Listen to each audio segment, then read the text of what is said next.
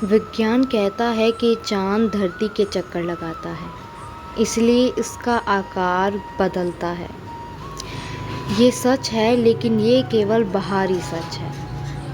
हमारे सनातन अध्यात्म में बाहरी ब्रह्मांड में जो कुछ भी घटित हो रहा है, वह असल में हमारे भीतर की दुनिया का एक ही प्रतिबिंब है।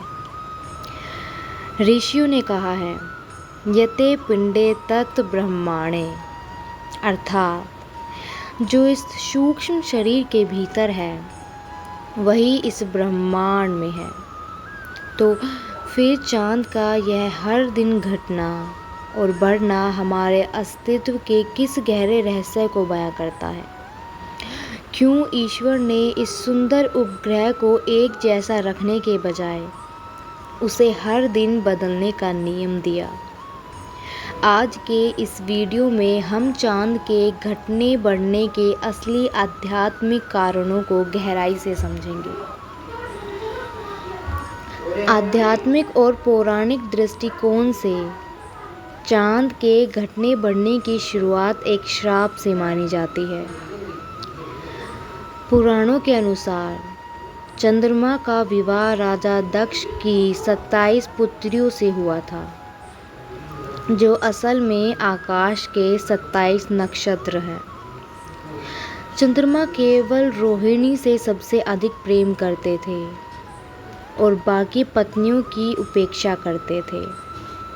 जब राजा दक्ष को यह पता चला तो उन्होंने क्रोध में आकर चंद्रमा को श्राप दे दिया। बाद में जब चंद्रमा ने भगवान शिव की घोर तपस्या की तो शिव जी ने उनके प्राण बचाए और उन्हें अपने मस्तक पर धारण किया। लेकिन श्राप को पूरी तरह मिटाया नहीं जा सकता था, इसलिए शिव जी ने इसे एक संतुलन दिया कि 15 दिन चंद्रमा घटेगा यानी कृष्ण पक्ष, और 15 दिन चंद्रमा बढ़ेगा यानी शुक्ल पक्ष।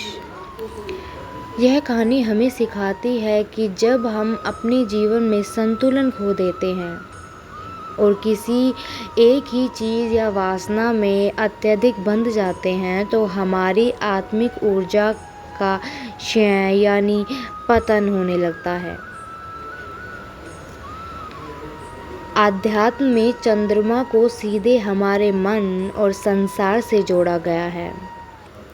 हमारा मन कभी भी एक जैसा स्थित नहीं रहता। विचार आते हैं और चले जाते हैं। पहला घटने का रहस्य यानी कृष्ण पक्ष, यह हमारे भीतर के वैराग्य और त्याग का प्रतीक है।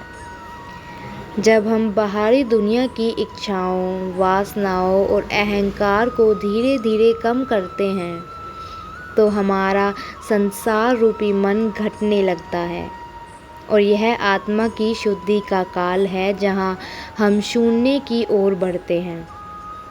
दूसरा बढ़ने का रहस्य यानी शुक्ल पक्ष, यह सृष्टि के सृजन, ऊर्जा के विस्तार और प्रकटीकरण का प्रतीक है।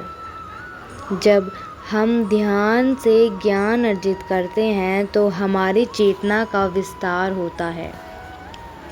ईश्वर ने चाँद को हर दिन बदलकर हमें ये सिखाया है कि इस भौतिक संसार में मानसिक और भावनात्मक उतार चढ़ाव आना अनिवार्य है।